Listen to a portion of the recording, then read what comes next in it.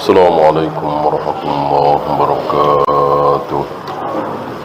إن الحمد لله نحمده ونستعينه ونستغفره ونعوذ بالله من شرور أنفسنا ومن سيئات أعمالنا. من يهده الله فلا مضل له ومن يضلل فلا هادي له. أشهد أن لا إله إلا الله وحده لا شريك له وأشهد أن محمدا عبده ورسوله وبعد.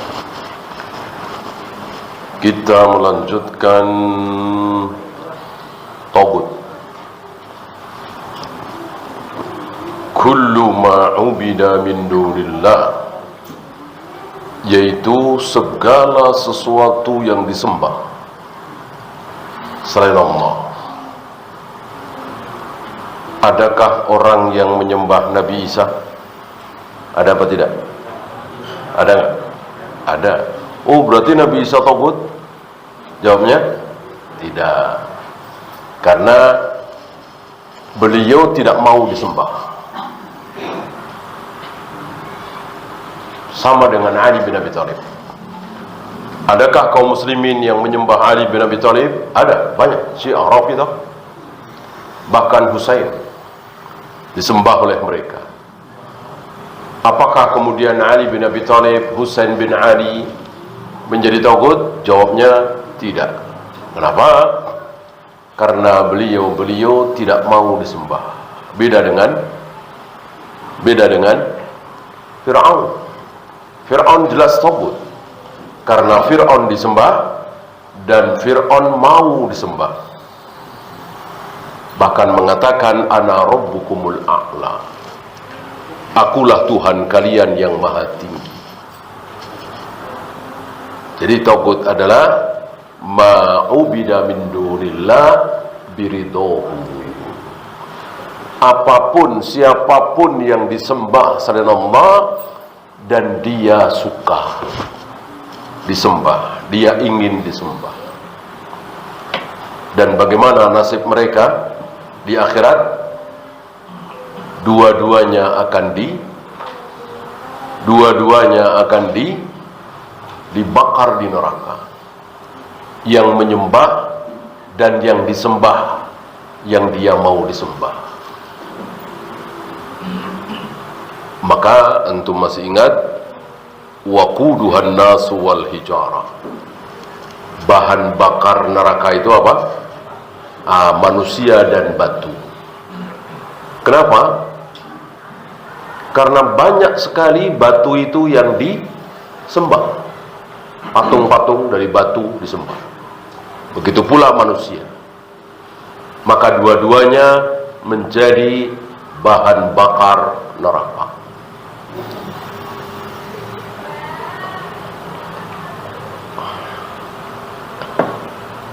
Untuk menghinakan mereka. Bayangkan saja, waktu di dunia disembah-sembah, dipuji-puji, disanjung-sanjung, diharapkan kedatangannya, dikultuskan, ternyata sekarang dibakar oleh Allah di neraka. Kayak apa rasanya? Ini pahit sepahit-pahitnya, nyesek senyesek-nyeseknya. Ya, barangkali yang mereka sembah itu di surga mungkin ya agak sedikit mengurangi lah, sedikit sekali. Ini sama-sama di neraka. Ya, maka beruntunglah orang yang selamat dari syubhat. Ya. Kasihan sekali dan musibah sekali orang yang terkena syubhat itu. Maksudnya baik, maksudnya tulus, ikhlas. Ya, antum lihatlah orang-orang Buddha, Hindu, Konghucu, para pendeta, para pastor, para biksu, kan baik-baik mereka, orang suci katanya.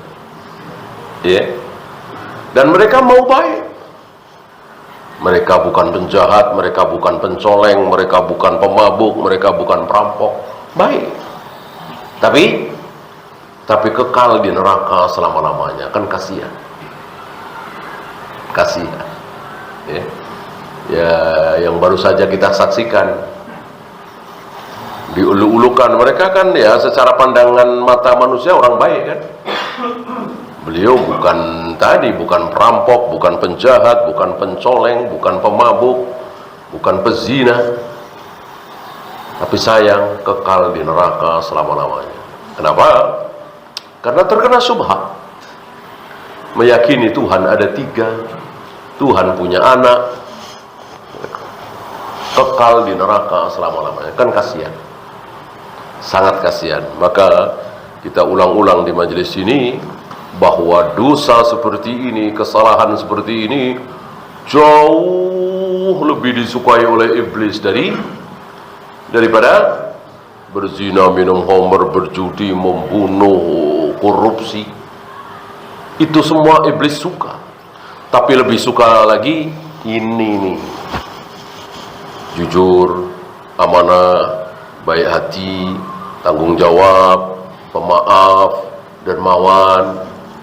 Tapi meyakini Tuhan ada 3. Tapi meyakini Tuhan punya anak.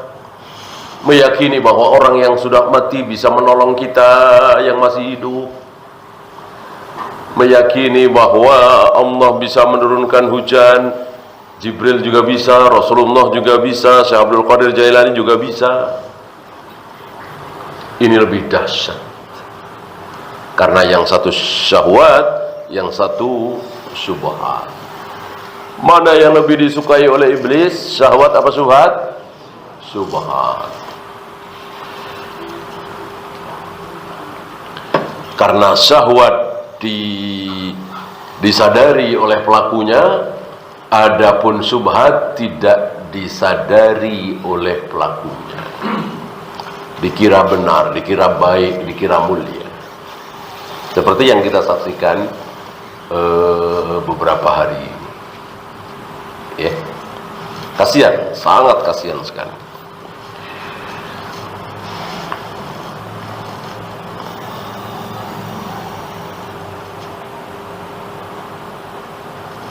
Wa yawma yahsyuruhum jami'an. Beliau membawakan ayat Sabah ya. Wa yawma yahsyuruhum jami'an. Pada hari di mana Allah mengumpulkan mereka semua. Saya, antum, si A, si B, semuanya. Tidak ada yang absen.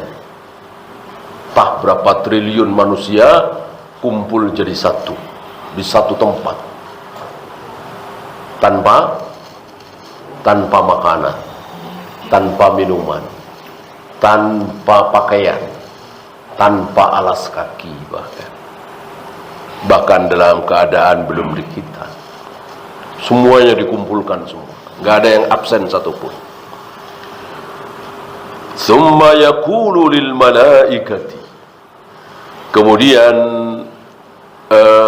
Allah berkata kepada para malaikat, ahaula'i iyyakum kanu ya'budun. Apakah mereka itu yang menyembah kalian? Ya. Jadi ada yang menyembah malaikat karena meyakini bahwa malaikat itu apa? Pernah dengar? Ini jahiliyah nih. Mereka meyakini bahwa para malaikat adalah anak perempuan Allah. Anak perempuan Allah. Sementara mereka sendiri punya anak perempuan, aib, sedih, meratap kalau sampai punya anak perempuan. Itu pernah terjadi nih sebelum kedatangan Islam, sebelum Nabi diutus. Jadi kaum jahiliyah menganggap kalau punya anak perempuan itu aib. Yang hebat, yang bagus, yang mulia, anak itu laki-laki. Bahkan ada riwayat sampai di antara mereka tega langsung dibunuh. Langsung dibunuh. Bahkan ada riwayat dhaif mengatakan Umar bin Khattab pernah membunuh mengubur anaknya hidup-hidup. Tapi kisah ini tidak benar. Kisah ini tidak benar. Ya. Barangkali antum pernah dengar kisah seperti itu. Bahwa orang-orang Arab jahiliyah sebelum kedatangan Islam ada yang membunuh anak perempuannya, mengubur hidup-hidup, betul. Tapi Umar bin Khattab tidak. Tidak benar itu. Nama itu tidak benar.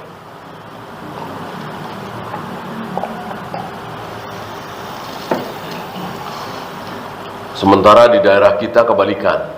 Ya. Ada di satu daerah itu, kalau dengar, kalau dikabari anaknya perempuan, wah senang. Kalau anaknya laki-laki nggak senang. Nah, ini kebalikan. Orang Arab jahiliyah merasa aib kalau punya anak perempuan, nggak bisa diajak perang. Karena hari itu luar biasa ya. Peperangan, perkelahian fisik itu menjadi sesuatu yang dibanggakan. Nah, dalam keadaan seperti itu, mereka meyakini bahwa punya anak perempuan itu aib. Dalam keadaan seperti itu, mereka meyakini bahwa para malaikat adalah anak perempuan Allah. Maka dikatakan hadza qismatun wa hadhihi qismatun dija. Ini apa? Tidak adil gitu. Mereka merasa aib punya anak perempuan, justru mereka mengatakan para malaikat anak perempuan Allah. Ya. Dan sebagian mereka menyembah malaikat. Maka di hari kebangkitan nanti Allah bertanya, ahaula iyyakum kanu ya'budun? Mereka ini menyembah kalian? Dijawab oleh para malaikat, qalu subhanak, maha suci engkau ya Allah. Maha suci engkau ya Allah. Tidak ada yang berhak disembah kecuali engkau. Anta waliyuna min dunihim. Engkau adalah wali kami. Ini mirip-mirip dengan Nabi Isa. Nabi Isa pun akan ditanya seperti itu.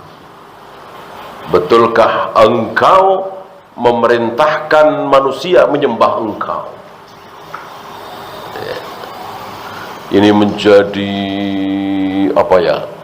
menjadi tamparan keras bagi orang-orang Nasara yang meyakini bahwa Nabi Isa, Yesus adalah anak Allah. Nanti akan dibongkar ini kebatilan ini, kesesatan ini. Masih ingat yang akan dilakukan beliau nanti? Satu, membunuh babi. Apa lagi? Ya, membunuh Dajjal. Apalagi menghancurkan salib. Ya. Salib yang dipuji-puji oleh mereka. Ya. Kemarin yang pakai kalung salib kelihatan gitu ya. Dan ini sebuah kebodohan. Kata Ibnu Qayyim ya. Kata Ibnu Qayyim, ini sebuah kebodohan. Mestinya kalau mereka pintar, tidak bodoh, mestinya mereka menyanjung-nyanjung salib, apa membenci salib? Ya mestinya membenci. Orang Tuhannya Yesus mati di salib, di tiang salib kan? Masuk malah disanjung-sanjung salibnya. Mestinya diinjak-injak, sialan salib ya. Gara-gara inti Tuhan saya mati, kan mestinya begitu. Malah disanjung-sanjung, aneh. Aneh sekali, ini ucapan beliau ya. Dan begitulah orang sesat itu seperti itu. Sudah di depan mata gamblang, terang benderang, tapi masih nggak lihat. Ya seperti Abu Jahal, Abu Lahab, Abu Talib, kurang apa? Kurang apa mukjizat di depan mata?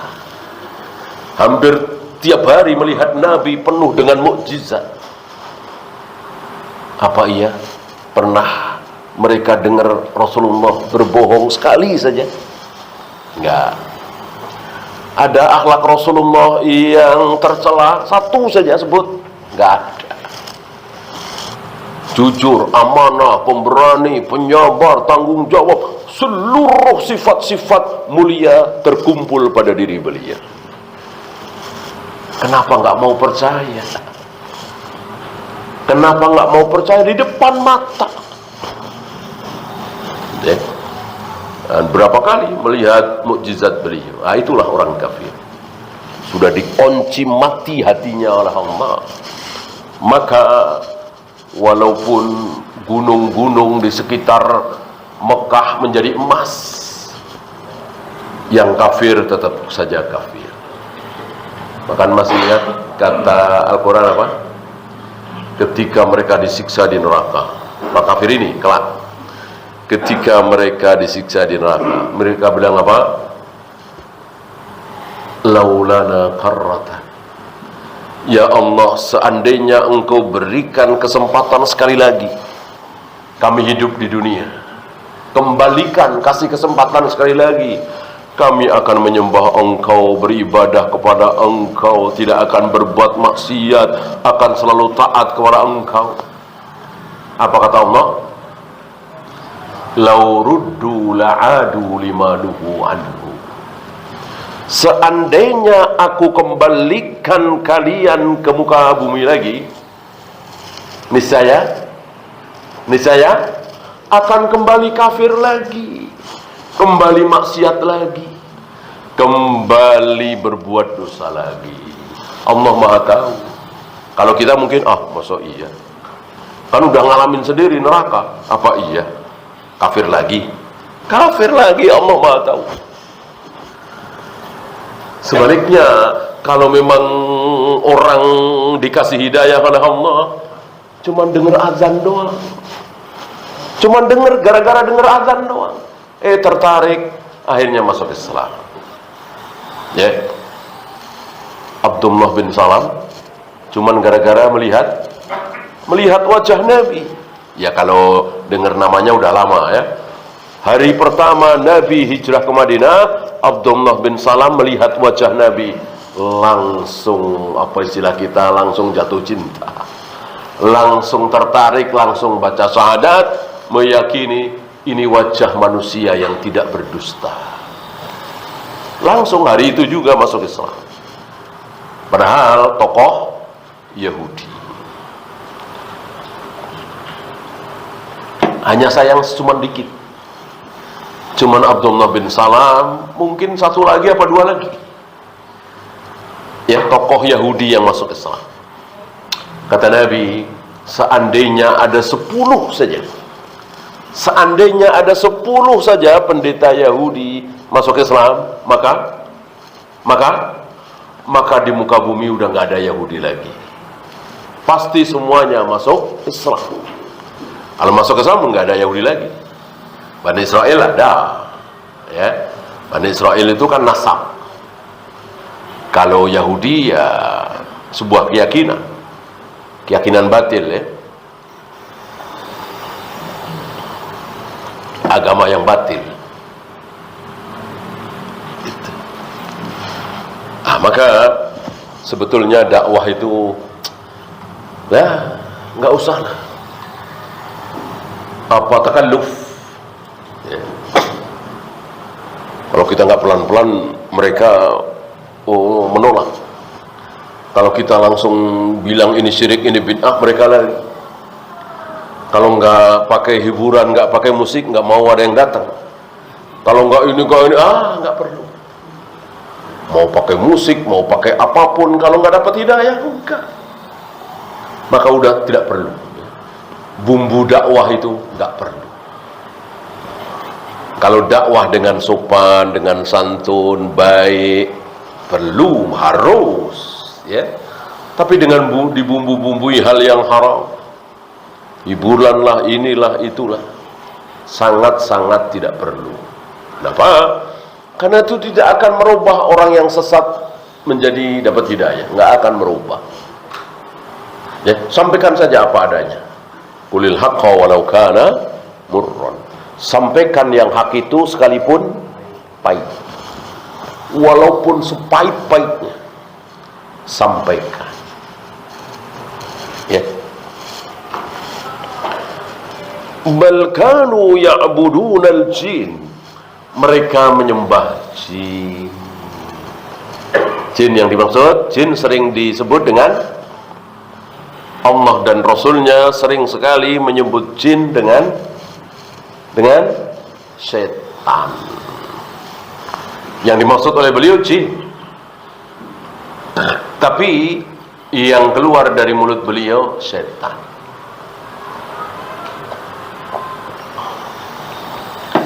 Jika engkau sedang sholat, lalu di duburmu seperti ada sesuatu yang bergerak-gerak seperti kentut, maka jangan batalkan sholatmu sampai engkau mencium betul-betul bau kentut atau bunyi kentut. Kenapa? Karena itu adalah setan. Apa yang dimaksud? Jin. Ada beberapa jin yang suka bertempat di tempat-tempat kotor, sampah, dubur. Ya. Ada yang berjalan bersama dengan jalannya darah, majrad dam. Jalan darah itu di situ ada jin, setan. Nah, ada kalanya yang dimaksud oleh beliau setan itu manusia. Ya, manusia.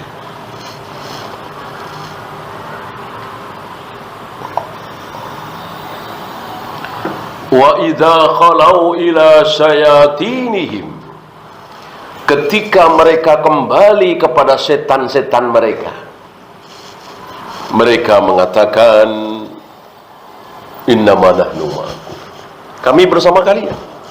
Innama nahnu mustahzi'un, kami bercanda berolok-olok doang, kami sama dengan kalian. Siapa? Manusia dengan manusia, sama-sama kafir, sama-sama munafik. Dikatakan wa idza khalau ila syayatinihim, ketika mereka kembali kepada setan-setan mereka. Padahal yang dimaksud manusia. Dari sini kita tahu setan ada dua. Setan ada dua jenis. Apa dan apa? Minal jinnati wan nas, jin dan manusia. Adakah di luar itu? Ya enggak ada. Kalau enggak jin, manusia. Kalau enggak manusia, jin. Itulah setan. Malaikat enggak mungkin.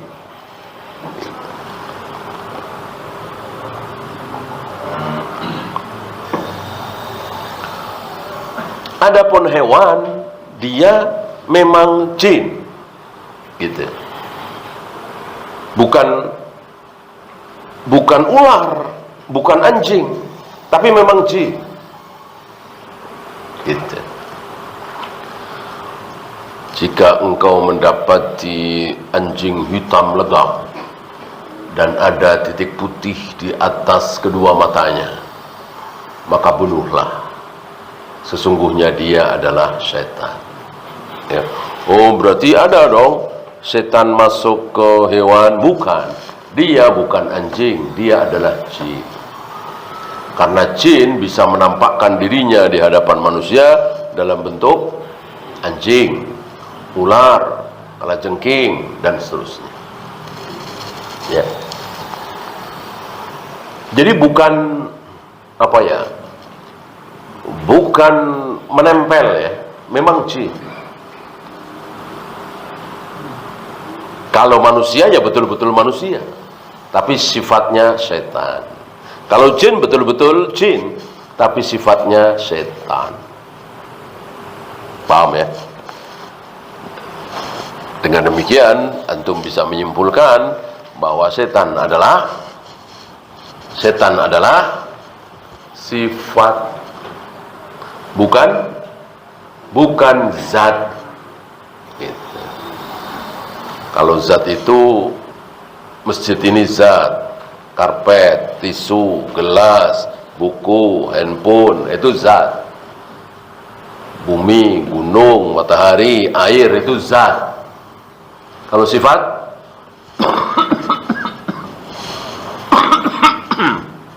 panjang, pendek, baik, buruk, tua, muda, itu sifat kan. Tidak ada zatnya, tidak ada bendanya, tidak ada barangnya. Namanya juga sifat. Begitu pula setan. Setan nggak ada zatnya, karena setan itu sifat.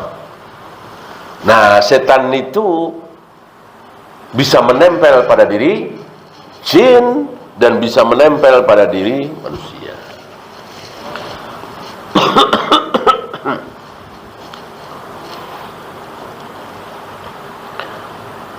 Wa may yakfur bit-taghuti, barang siapa yang ingkar terhadap taghut, enggak percaya dengan taghut.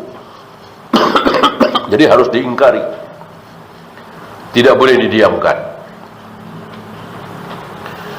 Ya udahlah, karena memang enggak ada yang mau nomor 13, ya udah nggak usah dikasih nomor 13, 12 langsung 14 atau 12A. Bolehkah seperti itu? Nggak boleh. Ini namanya tidak mengingkari, malah menyetujui. Udah, nggak usah kasih lantai 4, karena nggak ada yang mau. Udah lantai 3 langsung 5 atau 3A. Bolehkah? Tidak boleh. Ini namanya tidak mengingkari, malah ikut-ikutan. Itu keyakinan orang kafir, keyakinan orang musyrik, bahwa angka-angka tertentu membawa sial, hari-hari tertentu membawa sial, tempat-tempat tertentu membawa sial, bulan-bulan tertentu membawa sial. Ini bukan ajaran Islam. Ajaran Islam tidak membedakan antara satu hari dengan hari lain, satu bulan dengan bulan lain, satu waktu dengan waktu yang lain, kecuali dengan dalil. Dan tidak ada kesialan. Kalau kebaikan ada, ya, tentu bulan Ramadan lebih baik dari bulan yang lain, gitu. Kebaikan, bukan bulan ini bahaya nih, nggak ada bulan bahaya. Bulan Suro misalnya, ya, tidak ada. Dan jika ada keyakinan keliru, sunnah kita tabrak. Masih ingat Rasulullah menikahi Aisyah di bulan? Masya Allah. Karena orang-orang Arab jahiliyah meyakini bahwa nikah di bulan Syawal mendatangkan sial, maka ditabrak oleh Nabi. Sengaja menikahi Aisyah di bulan Syawal. Oleh karena itu sunnah kita menabrak. Cari yang nomor 13, cari yang nomor 4, apalagi. Ya, apalah yang menjadi keyakinan-keyakinan kufur, keyakinan-keyakinan klinik, keyakinan-keyakinan khurafat, tahayul. Sunnah kita tabrak. Jangan malah ikut-ikutan.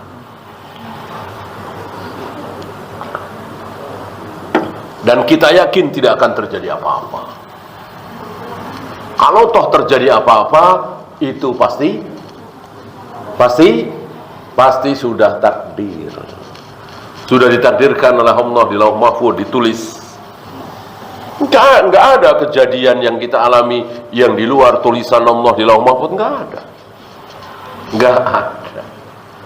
Jadi kita masuk angin misalnya, jatuh misalnya, bahkan meninggal sekalipun, enggak ada hubungannya dengan 13, 4, nikah bulan Syawal, nikah bulan Suro.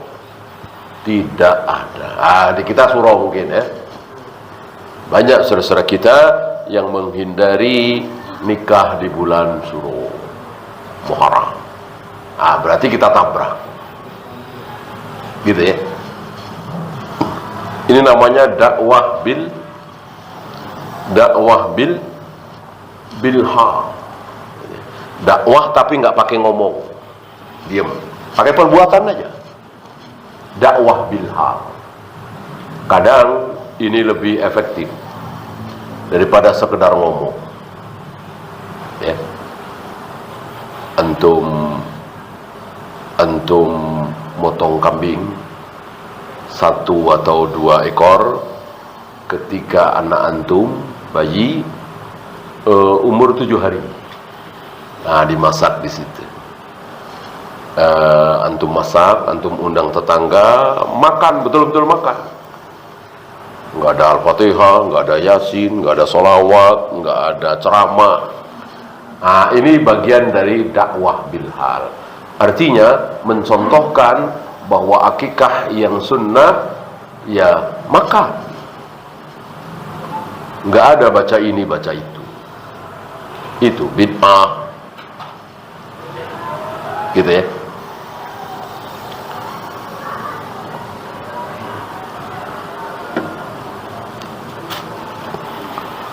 Antum menikahkan anak di depan ratusan orang, antara calon mempelai laki-laki dengan wali nggak pakai salaman. Ini sama, dakwah bilhal. Karena akad nikah dengan salaman tidak ada contoh dari Nabi SAW. Salaman dicontohkan oleh Nabi hanya dalam 3 keadaan. 1, ketika berbaiat. Ketika para sahabat berbaiat kepada Nabi, atau ketika siapapun berbaiat kepada Abu Bakar saat hari pertama menjadi khalifah, Umar, Utsman dan seterusnya, itu salaman. Yang kedua, ketika bertemu, seperti tadi kita bertemu salaman. Yang ketiga, ketika akan berpisah. Adakah yang keempat, kelima? Tidak ada.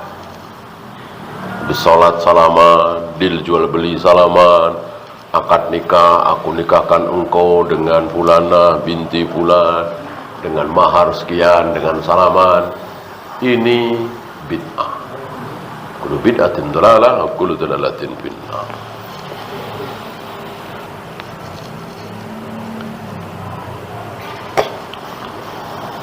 Wa may yakfur bit-taghut, barang siapa yang kufur dengan taghut. Jadi harus kufur, harus diingkari taghut itu.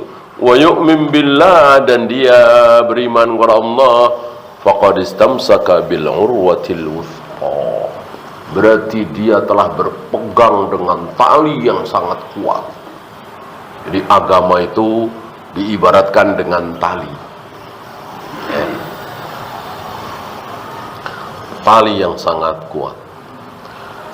Fahadha huwa makna la ilaha illallah, lianna la ilaha illallah maknaha al-kufru bit-taghuti wal imanu billah. Dan inilah makna la ilaha illallah. Karena la ilaha illallah itu ada berapa rukun? Rukun la ilaha illallah ada berapa? Ada 2. Apa dan apa? Nafi dan isbat. Jadi menafikan dulu, meniadakan dulu, setelah itu menetapkan. Oleh karena itu orang yang mengatakan Tuhan saya Allah, Allah Tuhan saya, tauhid belum. Allah adalah Tuhanku, Tuhanku adalah Allah, tauhid belum sah tauhidnya. Kenapa? Karena tidak ada nafi. Jadi harus ada nafi dulu. Bagiku tidak ada Tuhan kecuali Allah, baru sah, baru tauhid. Jadi harus menafikan. Nah, disinilah kesalahan sebagian saudara-saudara kita. Secara bahasa menafikan, nggak ada Tuhan selain Allah secara bahasa, tetapi prakteknya nggak menafikan.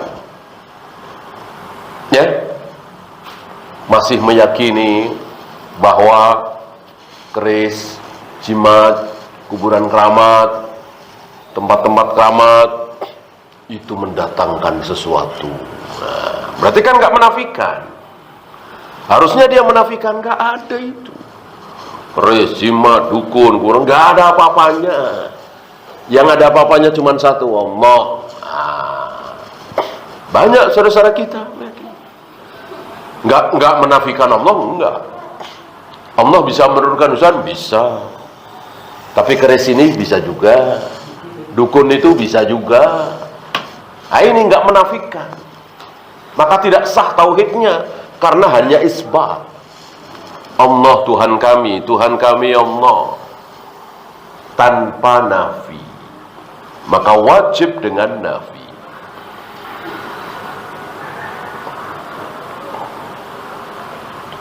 Dan prakteknya harus seperti itu. Ya seperti Nabi menikahi Aisyah di bulan Syawal dalam rangka menafikan, nggak ada. Kesialan nggak ada, sial itu nggak ada. Bikin sial nggak ada. Kalau toh ada, itu di 3. Itu kalau toh ada. Seandainya, ya seperti kata Nabi, lau kuntu amiran, seandainya aku boleh perintahkan orang untuk sujud kepada sesama manusia, maka aku perintahkan para wanita untuk sujud kepada suami. Bolehkah? Ya nggak boleh, itu seandainya. Nah, sama juga dengan kesialan. Seandainya kesialan itu ada, itu 3. Apa? Rumah, kendaraan, istri. Tapi sekali lagi itu seandainya, cuman seandainya. Jadi tidak ada. Ya, silakan adzan dulu. Sallallahu alaihi wasallam. Akhiru da'wana alhamdulillah. Alhamdulillah, wassalatu wassalamu ala rasulillah, la hawla wa la quwwata illa billah. Kita lanjut. A'budullaha wajtanibut taghut. Sembahlah Allah dan jauhi taghut. Karena kalau perintahnya sembahlah Allah, berarti Abu Jahal, Abu Lahab sudah cukup. Karena Abu Jahal, Abu Lahab, kafir Quraisy, hampir semuanya menyembah Allah. Tapi tidak menjauhi taghut. Salahnya di situ. Nah, maka jangan sampai saudara-saudara kita ini senasib dengan Abu Jahal, Abu Lahab. Jadi menyembah Allah, mengagungkan Allah, memuliakan Allah, tapi tidak meninggalkan keris, jimat, kuburan keramat. Salahnya di situ. Jadi mirip-mirip Abu Jahalnya di situ. Ya. Sampai saya pernah dengar itu, ada seorang tokoh mengatakan, apa salahnya keris? Keris orang udah terbiasa bawa keris. Kalau kemana-mana nggak bawa keris itu kurang pede. Sama dengan sekarang, kalau nggak bawa kartu ATM nggak pede. Ini jahil sekali. Ini jahil sekali. Kalau kartu ATM udah jelas, itu ada duitnya, bisa buat bayar. Lah keris buat apa? Ya. Dia tidak bisa membedakan mana yang asbab, mana yang bukan asbab. Kalau memang asbab, boleh. Maka orang kesana kemari karena banyak penjahat, terus dia bawa pistol, syirik enggak? Enggak, karena pistol memang asbab. Lah kalau keris, ya kan kerisnya itu bukan buat nusuk, tapi memang ada sesuatu kliniknya itu. Kalau memang buat tusuk-tusukan, ya iya, nggak syirik. Asbab. Jadi syirik adalah menjadikan yang bukan asbab dijadikan asbab. Ya seperti tadi 13:4, kan itu bukan asbab celaka, tapi diyakini itu asbab celaka, itulah syirik. Hari-hari tertentu, bulan-bulan tertentu, ini bukan asbab. Ya. Jadi membedakan asbab dengan yang bukan asbab saja, sebagian saudara-saudara kita, bahkan tokoh tadi ya terkenal, nggak sanggup. Ya. Inilah jahilnya.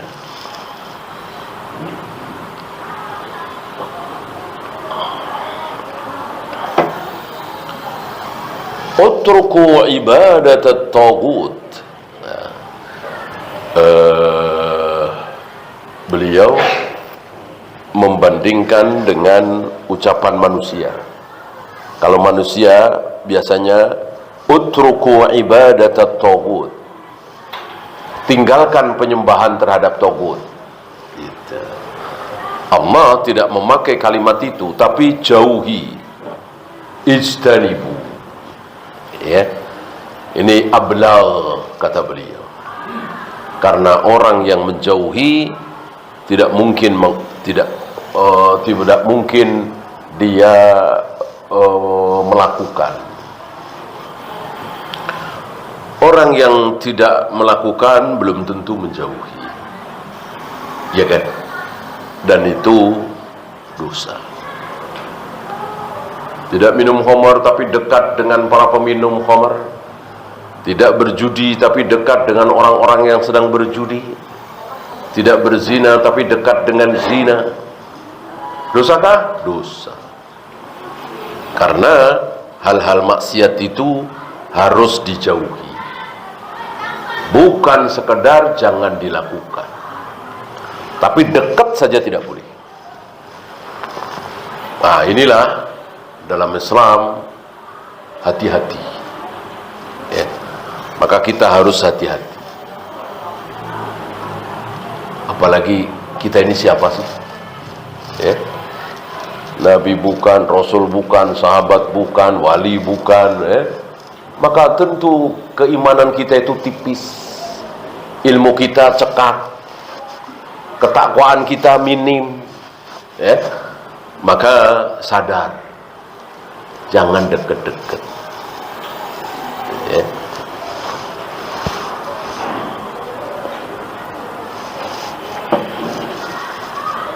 Dan orang-orang soleh itu, orang semakin soleh itu, insya Allah semakin hati-hati. Orang semakin soleh itu semakin hati-hati.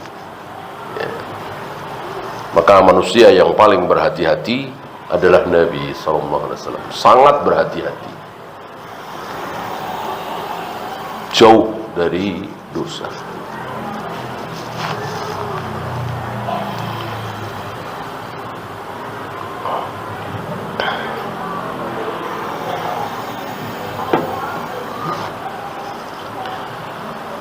Antum masih ingat ketika Nabi bersama beberapa sahabat tiba-tiba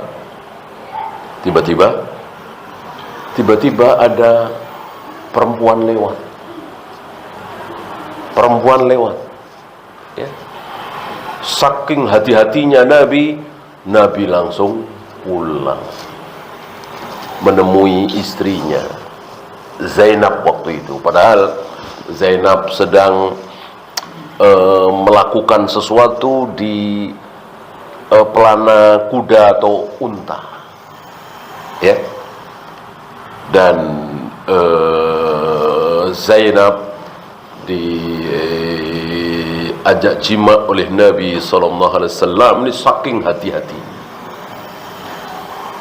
Tidak lama beliau kembali kepada para sahabat dengan rambut basah habis mandi junub. Lalu beliau ceritakan itu, ya. Saking hati-hatinya. Ya.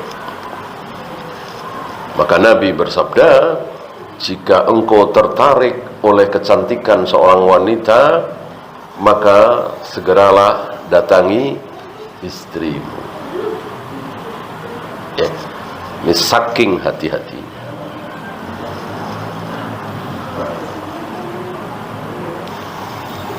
Idzan jami'ur rusuli ja'u bid-da'wati ila tauhid. Seluruh para nabi, para rasul datang dengan membawa tauhid. Enggak ada yang tidak. dari Rasul pertama Nuh alaihi salatu wassalam sampai Nabi terakhir Muhammad alaihi salatu wassalam, semuanya membawa kalimat yang sama, la ilaha illallah. Maka ketika ini benar, ini lulus, insyaallah surga. Ketika ini tidak benar, tidak lulus, tidak faham tadi, nggak ada nafinya misalnya, neraka. Waliyadzubillah. Jangan sekali-kali meremehkan dakwah tauhid, menyepelekan dakwah tauhid, karena memang ya kurang menarik ya, dibanding dengan fikih, apalagi akhlak, apalagi tentang jihad, apalagi muamalah, jual beli, menarik, banyak yang suka karena langsung bisa dipraktekkan gitu ya. Nah, tetap tauhid yang terpenting, yang terbesar. Allahu Akbar. Ya, ada pertanyaan? Silakan.